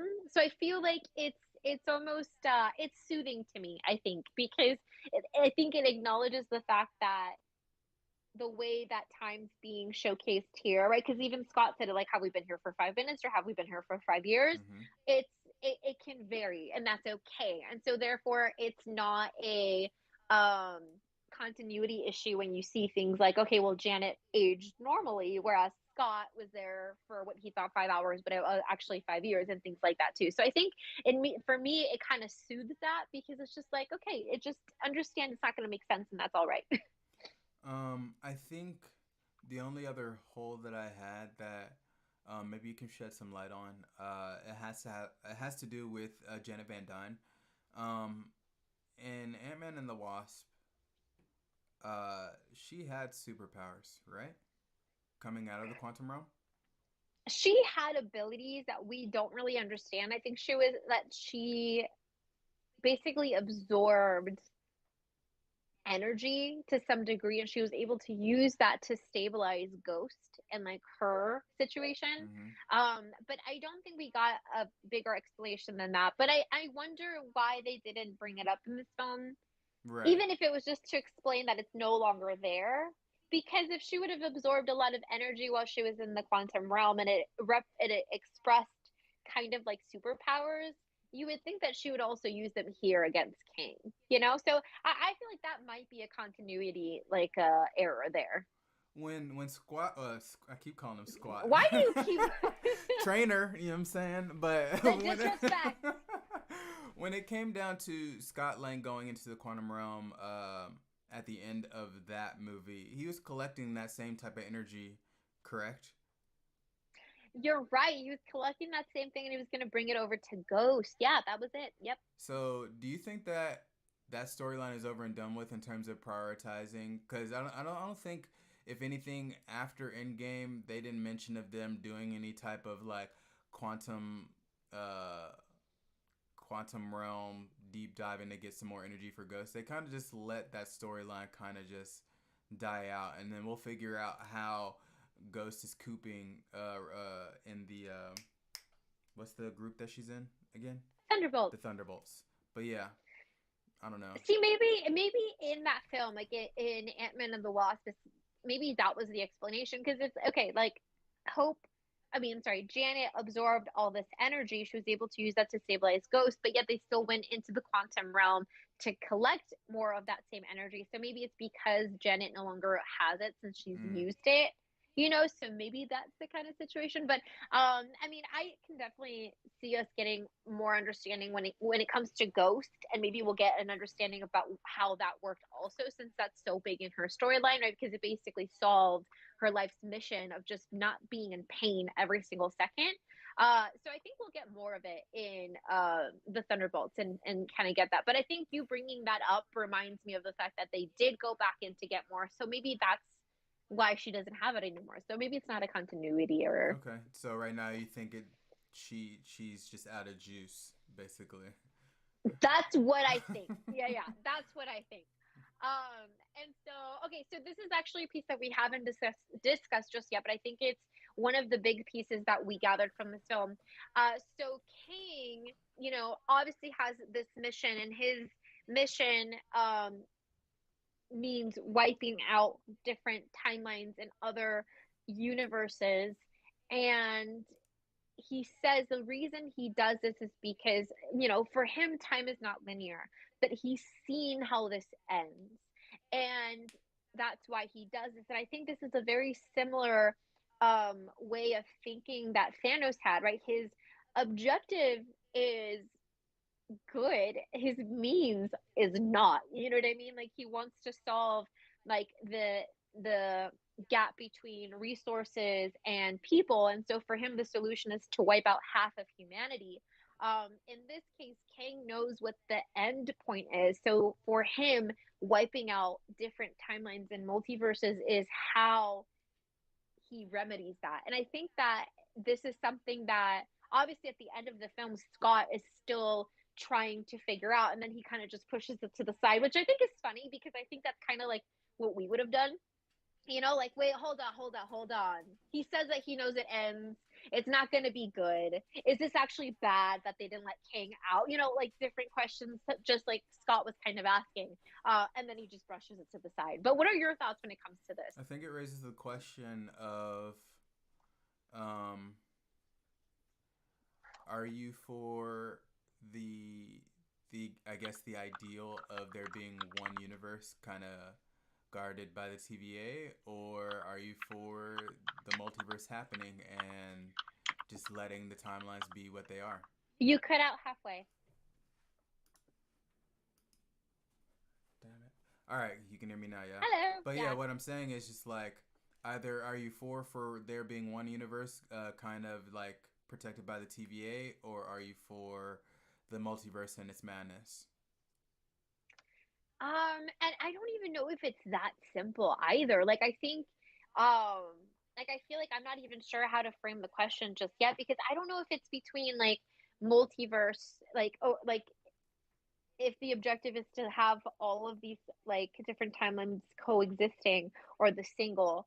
I'm not too sure because like also like he mentioned incursions, right? So he talks about these incursions are going to be happening like inevitably, and that's I think part of his reasoning as to why he wants to wipe all these out and kind of cleanse into one, I'm assuming. Mm-hmm. um and we know that this is true because it's already happening, right? There's an incursion that we saw happen in Multiverse of Madness, Mm-hmm. and so just based on the fact that we know incursions can happen, and what Kang is warning is basically a series of incursions that would basically make all of existence kind of collapse into like this void. um I'm wondering if the multiverse is something that can exist in terms of the way that they're phrasing it without it leading into that, because I feel like that is what Kang's referring to, right? Is that these incursions would basically leave us with nothing. So his solution, I think, is to wipe out all the other universes, right? What do you I think? How think do you I think interpret that? I'm interpreting interpreting it as if it were just like he has the same mission of He Who Remains, from what I took, of kind of like bringing order by just keeping it at one, and that was what we got in Loki. He kind of broke it down, and it's like, yeah, there was a time to where we all met the other variants and this, that, and the third, but then it turned to the point to where, of course, there were more evil variants, and they wanted more, and then it turned into a multiversal war or whatnot. And he did what he had to do to kind of bring order uh, to the timeline. And he admitted to Loki and Sylvie that is like, yes, we're it's like we've done bad things, but he kind of paraphrasing. He said he did it for the greater good, and I think that's pretty much what this variant of Kang was pretty much on the same. Um, Being that as of right now, we already kind of got a general idea that the multiverse is growing. It's constantly growing. It's always splitting, and being that he's kind of seen that incursions are occurring and more of him are showing up. Um, I think his mission, though evil, is just basically being that he who remained kind of completed that, and then it was kind of like a peace for a moment before the multiverse broke again. Yeah, I guess that's a way of saying it. And I think at that point it seems like a loop. You know, Mm-hmm. it's like they one of them wins. There's one single timeline, and ultimately the multiverse breaks. Like chaos is unleashed, and then it happens all over again. Mm-hmm. Wow, Mm-hmm. what a loop! It's almost like you're stuck inside a Doctor Strange. You know, like that time loop that he puts what's his name, Dormammu in. You know Mm-hmm. what I'm talking about? Yeah. I feel like that is this saga. Well, that's I think I've um, kind of paraphrased it to where I think I've said like with He Who Remains, I think the story would just come full circle, and it may not make sense in terms of if it's him, that variant that comes back into this quote unquote throne at the Citadel, but I believe there will be one variant of Kang at the end of the day that pretty much comes back to take over the one singular timeline. I mean, I guess it's the objective, right? So yeah, I don't disagree. I think it's like I think especially with the way this film ended, being that Kang is I guess temporarily defeated. I'm wondering how it's gonna pop up again. But I think with that being said, I'm like really itching to get to the mid and end credit No, go scenes. for it. I think it's time. Okay, so I think this leads us into the Council of Kings, which is why it coined it. I don't know if that's actually what it's called. I think it is I'm called sure that. there's a name for that. Is it actually? Hold Mm-hmm. on, I need to look it up. Did I just let me? I'm gonna look it up real quick.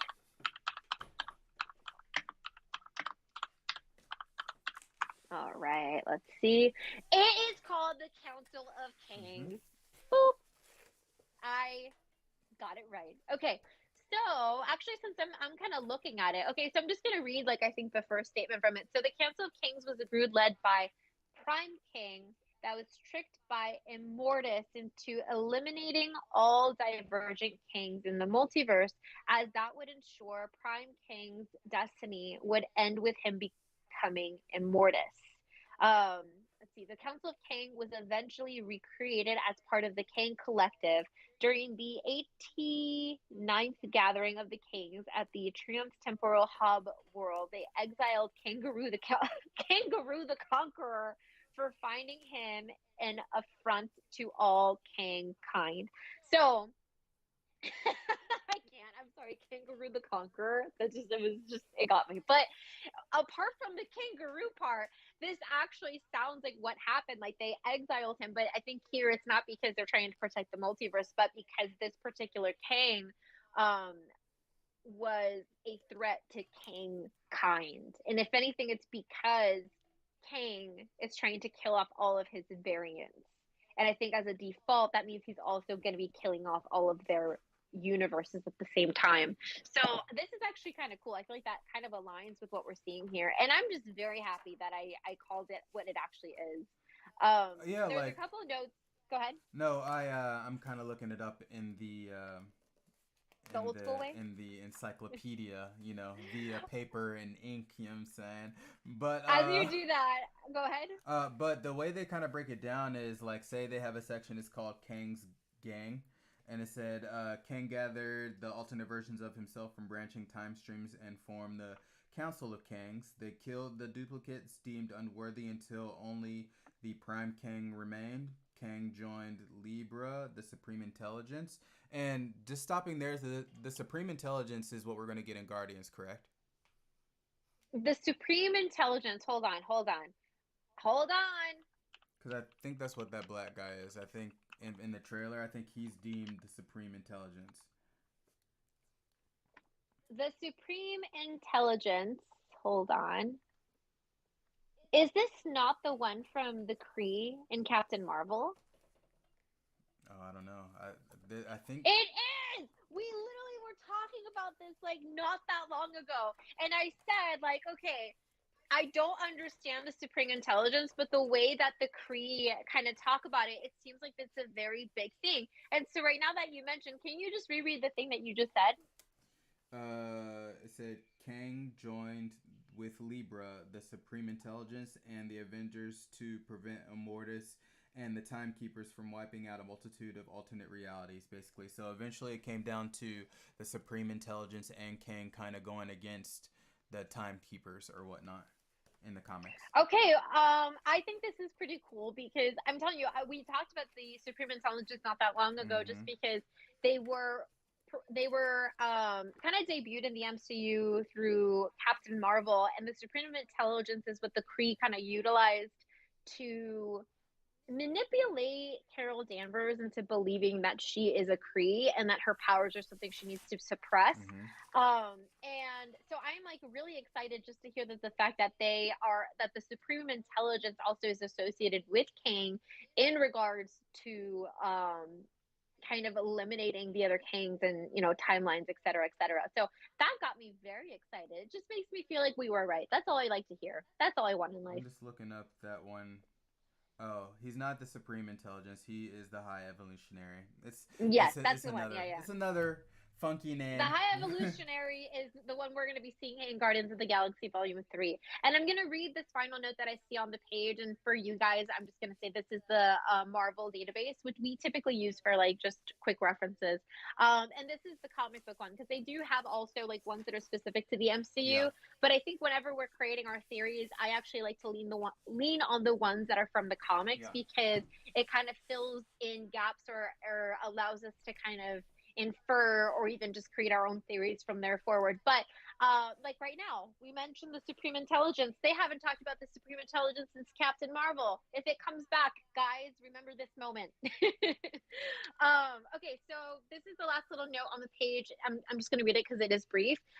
So this is under the Council of Kings. This group should not be confused with the Council of Cross Time Kings, which was a group of aliens and other beings who all took up the guise of Kang after killing alternate versions of Nathaniel Richards. Mm. It just gets wonkier and wonkier.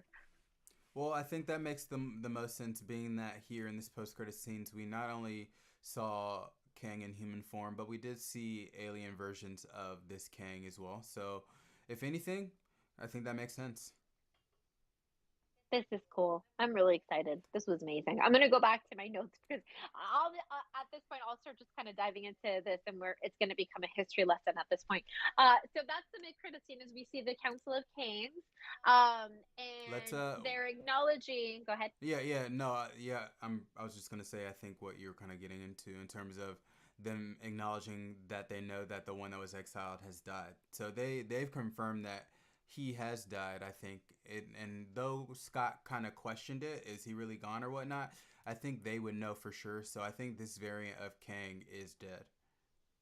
They know nothing. I'm Okay. just kidding. I don't know. Okay. I mean, that's fair. That's fair to say. Like, I think being that this is a council of kings and these are this is a pretty bad like group, and I feel like they would have the resources to know that. Um, I think them even hearing the fact that he potentially could be dead just showcases that because this is information in the quantum realm that like how would they know? Mm-hmm. So yeah, we might be able to take their word for it. And I think with this one, I think they mentioned that one of them was going to be bitter because it wasn't them that killed them. So we know there's the beast and all these other things, but there's like thousands of them that we see in this like almost arena of kings. Mm-hmm. I was So I was just wondering, like, because initially I would have thought that all kings came from the same time, just different universes. But this council, we get to see, and even in the last post credit scene, that it just seems like all of these kings come not only just from different universes, but from different times as well.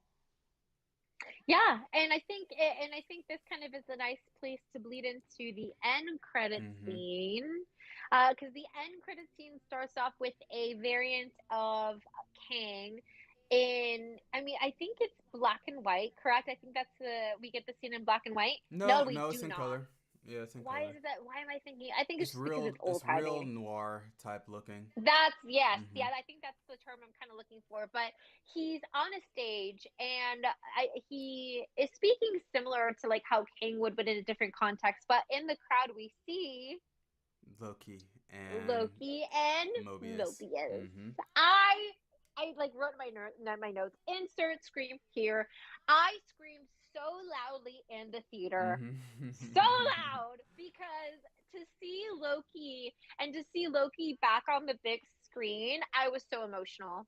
I was so emotional. We haven't seen Loki on a screen since pre-pandemic like that. Like that's a Since long Infinity War. time since Infinity War. Mm-hmm. That is big. And so for 2018. Yeah. me, Mm-hmm. and to see him and Mobius like on the big screen, I think for me that was really cool because Loki was, I think, our top ranking Marvel show, Mm-hmm. and I think for them to embed themselves now in the movie in this way, I think for me it's kind of starting to connect the films and the movies in a way that like the multiverse of madness wasn't able to. And I think it also showcases how subtle it has to be, guys, just for it to give us what we want, you know what I mean? For sure. And so yeah, this end credit scene, like I it brought me all the joy in the world. It makes me want to rewatch Loki. And I really think that, you know, Loki's going to be the next big, or I think it's going to be the project to kind of help us really start to understand what's going on. Because at this point, Loki and Mobius, right? Because the last time we saw Loki, he has been like thrown into a whole different version of the TVA where Mobius doesn't even know who he is. But Mm-hmm. at this point, like we can see, it seems like Loki has brought Mobius in on the plan of like, hey, Kang is a bad guy. We got to figure out everything we can about Kang. And we know they have the ability to travel time. And so I wonder if they're trying to gather enough information and understanding of who Kang is by visiting different Kangs to then figure out how can we stop this guy, because Loki's like that's him, you Mm-hmm. know. And so it's they're definitely in the middle of a mission, and I feel like this is it would be safe to assume that this is going to be where we find them in Loki season 2.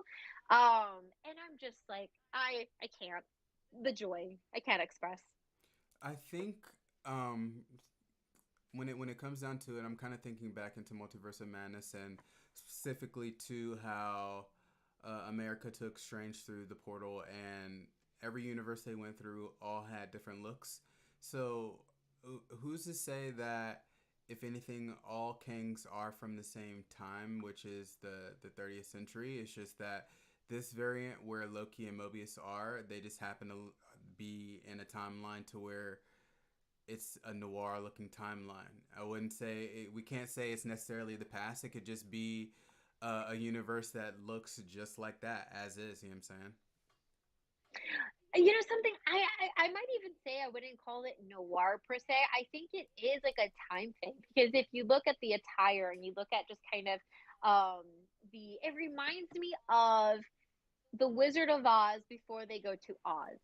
And I think the reason I'm saying that is because you know it's like, you know, the wizard in like the when they're in just Kansas, they're not Mm-hmm. in Oz yet, but the wizard that also plays like the role in I'm not articulating this well at all, but it makes sense to me, and that's all that I matters. gotcha. I understand. It just reminds me of that. It reminds me of like Kansas before they go into Oz. And you know what? Another piece also. Did you ever see the Great? I think it's called the Great Oz. It's the one with what's his name? He plays. I need to look it up. I'm sorry. IMDbing it. This is important, guys. You need to understand my Mm-hmm. thoughts, and this is where we're at. Okay. James James Franco. Frank, is that his name? What's his name? James Franco from Spider-Man. This is okay. I'm like, this is an actual human, right? Guys, I'm going to say it again. I'm running on such little sleep. Yes, James Franco, he's in it. He plays Oz. And if you guys have seen it, it's like you get a good chunk of the film, like in Kansas before he goes into, Oz. And that's what this reminds me of. I think it's like that time period. So the main thing I'm saying is I don't think it's noir per se. I feel like it is a different time, like a different time than say the present, You because think? you can tell by like the attire, you can tell by like the stage that he's on resembles, I think, how we see Oz played by James Franco in the film, where he is like selling, he's basically like a magician in a sense, like he's selling something that's not exactly real, and it kind of feels like that, like he's in reference to King. I feel like it seems very showy like that in that sense, like performance. And so I'm it just in my head, that's how I'm reading it, and I will make a post because I'll make a post so you guys can understand where my brain's at. I do want to kind of give just a couple shout outs just because there were two people on the Instagram that did kind of guess at what the post credit scenes were. We had one from the coolest guy you know. He said the TVA, and then another person said Agatha Harkness. So shout out to the coolest guy you know that actually got it right. He said the TVA, and that's what I was kind of hoping for towards the end, because if anything, if we're going to talk about a project that's quote unquote related to the multiverse, Loki is the closest. So I feel like it would have only made sense to give us a Loki post credit scene, and then if we would have gotten something else, though, it would have been surprising. I think it would have been a little bit disappointing too. See, I think I mean, shout out to the one who guessed Agatha Harkness, because I would have loved that. But on the point that you just made, I feel like the TVA is the one that makes the most sense. The other one that I was kind of thinking we might get, at this point, we have a handful of members that make up the Young Avengers. And so I was wondering if now that we've gotten Cassie introduced as basically the new Ant-Man or Wasp, I'm not sure which one she would fall under. Mm-hmm. But now that she has kind of been debuted as a hero, I was wondering if we were going to get like a Kate Bishop cameo, because Kate Bishop's kind of like the leader of the Young Avengers, and she's the one who actually recruits Cassie. So I was very curious to see if we were going to get like a little bit of something like that, which I would have loved, just because it would have started to do the things that I'm desperately waiting for them to do, which is to start connecting characters together, because that's exciting. And I think with like Loki being introduced, like that's one of the things that I'm happy that this is what we got, the TVA. But one of the other things I was wondering is, were we going to get like a nice official like mention of the Young Avengers, because we've actually gotten quite a few of the roster showcase at this point. As of right now, can you tell me who's in the Young Avengers? I'm gonna pull it up. Just because I think when it comes down to just them bringing, let's say if they brought Kate Bishop into the post credit scene, um, do we even have? Well, for one, the last time we saw her, she was spending time with Hawkeye and her family. So, do you think in this time that she's in a mode of collecting young people with abilities to create young Avengers? I think it wouldn't necessarily mean that it's happening right now, or anything like that. I think that, because I don't think we know when Ant-Man, in terms of like when it's taken place and things like that. So I would even say like something as short as a few months could change kind of where Kate Bishop is, especially the hero that she is, alongside who her mentor is. You know what I mean? One of the original Avengers. I think we could see her kind of take on that leadership role already.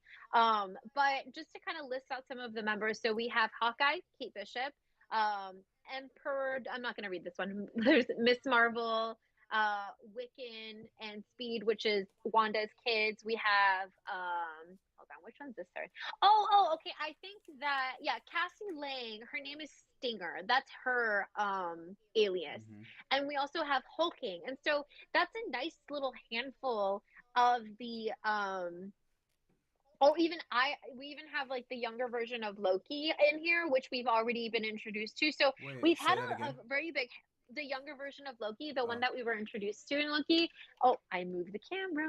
But I feel like we have a very good chunk of the people on the roster for this team, and so I was really wondering if we were gonna get something like that. Like maybe, like you said, maybe it's a little too premature, but I'm excited for whenever they do this. And I'm just gonna read super briefly, kind of like the origin, just because it is very short. So, origins of the Young Avengers. So, a young man named, you ready? Mm-hmm. Nathaniel Mm-hmm. Richards, wearing armor, came from the future, fleeing Kang the Conqueror, his future self. He Mm-hmm. arrived at Avengers Mansion, but it was abandoned in light of Scarlet Witch's mental breakdown and subsequent damage caused. He headed to Stark Industries and he was able to assess the AI of Vision and upload it into the armor. Okay, tell me that there isn't enough references to some events that have already have happened at the MCU that this could have happened. Um, You know what I'm there, saying? there, there are references, and then kind of reading into it, like because the first original team that was kind of brought up, it did mention Nathaniel Richards, and for those who are unfamiliar, that is Kang's actual real name, and I'm kind of pulling out the actual Kang comic because it was in there surprisingly. Um, if I can even get it out. But yeah, here in this Kang comic, right, a young Nathaniel Richards came into, I guess, into contact with an older version of himself and kind of got introduced into time travel and traveling through different multiverses and whatnot. Um, but this variant of Kang, he did become a quote unquote version of Iron Man to join the Young Avengers. Now, is it possible that they somehow maybe bring a variant like this into Marvel Studios into the MCU? I would hope so. Just because if anything, it could even the playing field just a little bit, having a good variant of Kang fighting alongside the Young Avengers, let's say in Secret Wars or something like that. Well, we know that the Young Avengers is coming, and we know that Nathaniel Richards is the catalyst kind of to building the team. And eventually, we do have Kate Bishop playing the leader of the team. Mm-hmm. But it's I feel like it makes so much sense with like the context that we have now, being that Kang is the main villain, and we know that the young Nathaniel Richards kind of ends up in the future because he's fleeing Kang the Conqueror. And so I feel like there's already so much that has been established in the MCU where we can easily fit this in at any point now. So what I'm saying is I think although we did not get a Young Avengers like solid reference, it seems like we might be getting it soon. And so like I mentioned, when the young Nathaniel Richards heads to Stark Industries and he was able to assemble the AI vision and upload it into his armor. So almost basically like the way you have Friday, right, inside Tony's Right. armor. That's kind of what I'm understanding. And what the AI tells him is that basically explained that it contains the Avengers fail-safe program, which is I think gives me chills because it just reminds me of like when we see Captain Marvel and we have has it been that long? Who leads freaking Shield? Uh, Nick Fury. Why couldn't I? This is how tired, guys. This is how tired. Anyways, it gives me chills because it reminds me of Captain Marvel, the very end where Nick Fury is like creating basically the Avengers Initiative already, to kind of gather a team of like, very powerful people to save the world. And so I think that reading this, that the AI basically contained what's called the Avengers failsafe program and already has a list of like young heroes Mm-hmm. related to the Avengers. Like I think that's really cool. And so I just feel like I can see this being presented at any point now. Yeah. I think right now it's just time because especially being that you said hulking, we were just introduced to hulking in She-Hulk. So it's coming. We're just gonna have to take some time because right now hulking and the Hulk, are they off world? Oh no, they made their way back to Earth and he brought hulking back with him. So they are on Earth. So I don't know. I guess we need time just to kind of put this team together. Yes. And I mean, I'm just excited. I feel like what our hopes were for the MCU. I think the way that Ant-Man and the Wasp was able to build off of the previous Ant-Man and the Wasp films, etc., but also kind of at this point where Lang is in respect to the rest of the world and kind of I just feel like they're setting up a lot already. Mm-hmm. Things are starting to connect, and I think that's something we were really missing in the previous saga. So I'm excited. I feel like it's off to a great start. Obviously, we're only one project in, but the next project is going to be Guardians of the Galaxy. And I swear they will never fail me in this. And so I think it's going to be great. And I'm not ready. I really feel like it's going to destroy me. I'm just checking the list just to see if it has been updated to see if Ant Man has been added to it, and it has not. So we will actually have to rank it a little later. Unless if you wanted me to pull up our list right now just to see where we're at, and then we can kind of like Like eyeball it a yeah little bit. eyeball it. What do you think? Yeah, let's do that. I All think that'd be right, a great way to kind of wrap up today's episode. hold on. Let me log in real quick.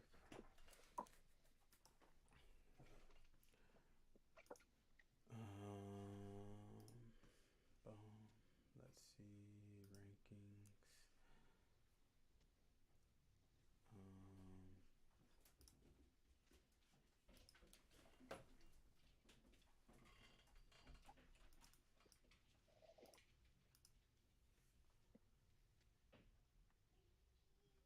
let's see. Okay. All right. So I have our list pulled up. Let me actually get this up on the screen here for y'all to see.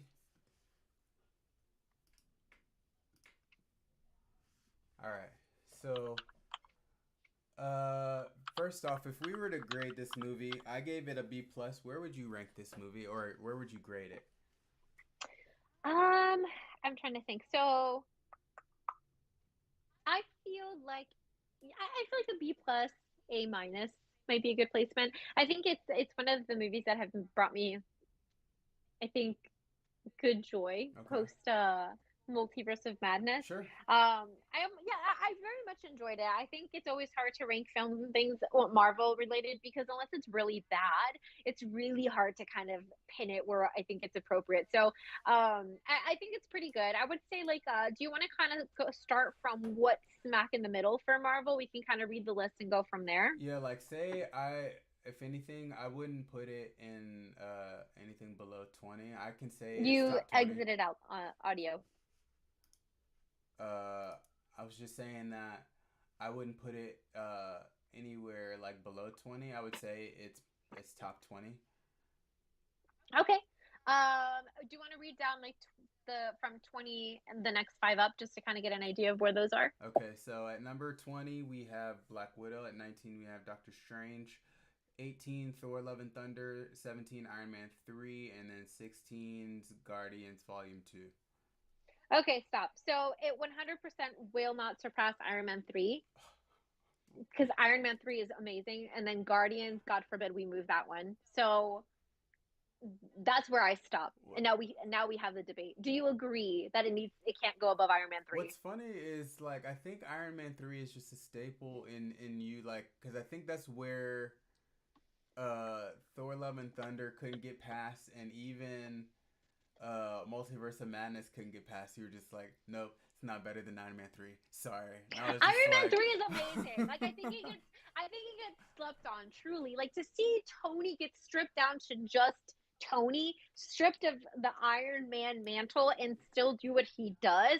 It is amazing. And also every single time I rewatch it cuz I don't see it all the time, but when I rewatch it, like the scene where he's begging like Pepper to jump and he says, I will catch you, I will catch you, I will catch you. And when she does, she slips from his fingers. Every single time I see it, it breaks my heart. Like the acting in that scene, Robert Downey Jr., we already know that he's like the talented individual that he Mhm. is. This film is great. It is a staple because it's amazing and it's earned its spot. It cannot be moved from where it is. I'm sorry. Well, then if that's the case, then if I were to place this movie above anything and stopping at Iron Man 3, it would be right there on the line, right above Thor Love and Thunder, but I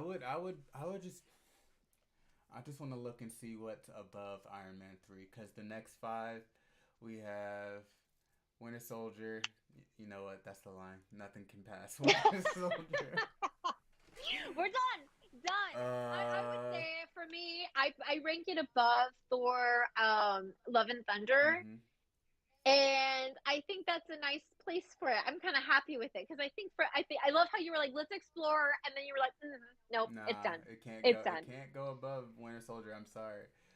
So hypothetically, being that it's not updated, when it does update, we're going to put it at number 18, right Is that the behind. spot? Yeah, right behind Iron Man 3.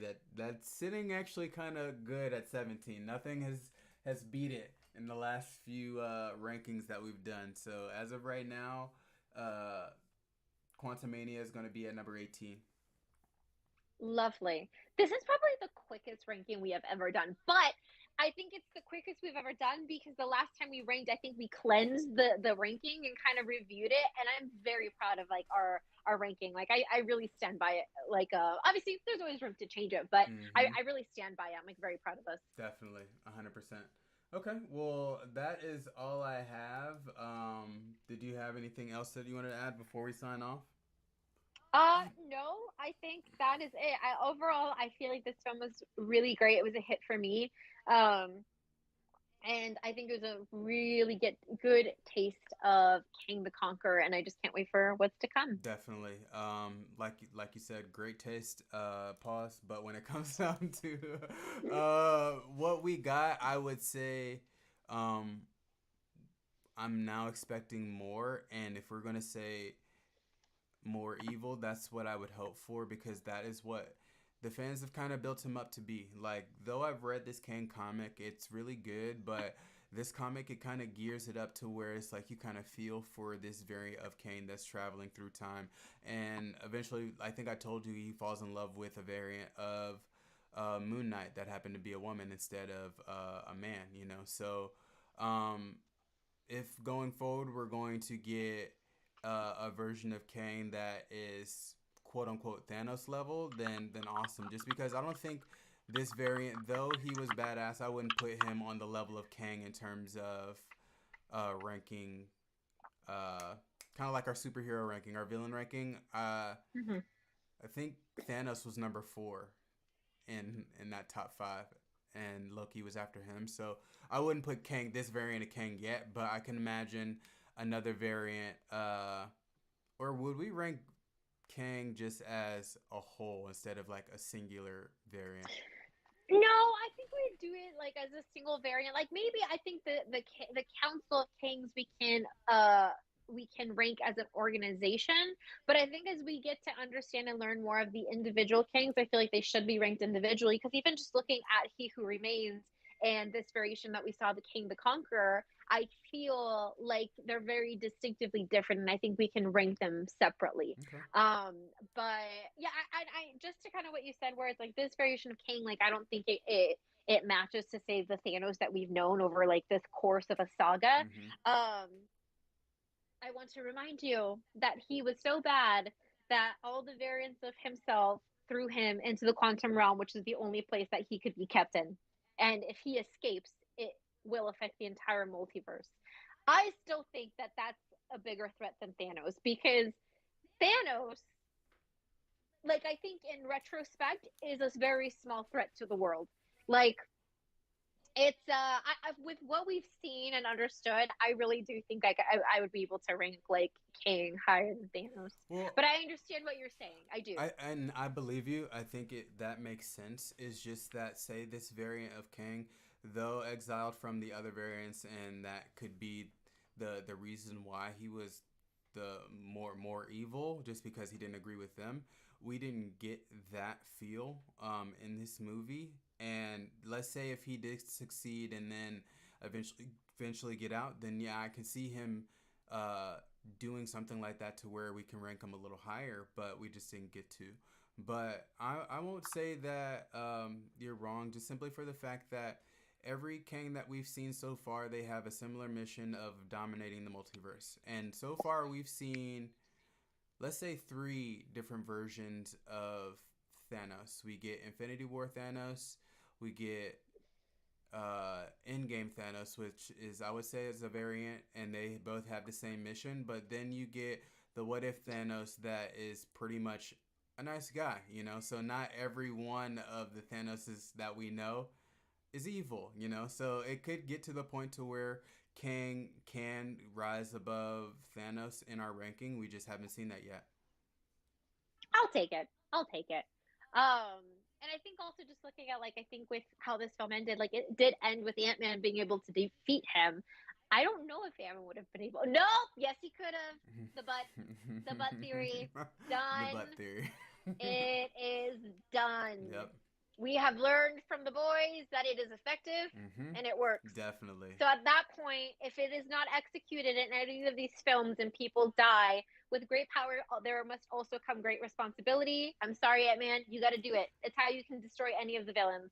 It's done. If you don't do it, it's because you think You can't. That that is it's not worth it. a hard R movie. So if that were the case, then it would have to be in a Deadpool scene where Ant Man just pops up out of somebody, and then there's blood and guts everywhere. That's the only time in which it can make sense. But as of right now, with Disney, everything being pretty much PG-13, yeah, he's not hopping into any butts or any other holes or anything like that. None of the seven. Yeah, none of the seven, exactly. I'm just saying, like, okay, if people die in this war when Ant-Man could have just done the deed Mhm. and destroyed the king as he The should have, deed. I'm just saying at that point, it's your fault. In the words of Peter Parker, when the bad things happen because you don't act, they happen because of you. Oh wow. Boom. That's where we're Mic ending it. drop Up the right butt. there. It's the butt. It's the butt theory. It will never die. I'm sorry. This is being clipped, y'all. So this will be on our IG, the butt theory, and The butt theory continues. yeah, we'll hear your thoughts and let us know how you feel on what Ant Man could have done or what he should do in the remaining multiversal saga. But until That then, should be his one and only move. It's all he has to do. that is the fan theory or the fan what is it called? No, it's like a fan theory that has stood the test of time. I do believe that like Ant Man has addressed it. I forgot where it was, but It's at a Disney World where it's like one of the yes, Marvel things where he addresses it on one of the that's what it yeah. is. Still, I'm just saying. I'm just saying. With great power, there must also come great responsibility. But And on that note, guys, oh, that's what it is. Fan service. That's the fan service. That's the word I was trying to think of. And I'm sorry, Feige's not going to give that to us. As much as we want to, I think that's only on Amazon, folks. I'm sorry. Not on Disney Plus. goddamn. Okay. On that note, it's been confirmed Hmm. Deadpool will be rated R. There you There it go. is. There's the hard R, and then if Ant Man, if you're in it, you better just do what you can in that 15 minutes that you got, and then yeah, You're done. then you're back to You're PG done. 13 for sure. All right, guys. Well, do you wanna sign us off? No, I think you should go ahead. Okay. All right, guys. Well, that was the comic cinematic universe with Chill and Grace. Hmm. We will catch you guys on the next one. And that is all. All right, guys. Farewell. You all have a good weekend, and if you have not gone to see it, go see it, and then watch this back, play it back, and then hit us up in the comments on IG when I post a few clips. Let us know what you think about the movie. So until then, I will holler at y'all. Grace, you have a great weekend, and yeah, later, guys. That is all. Bye.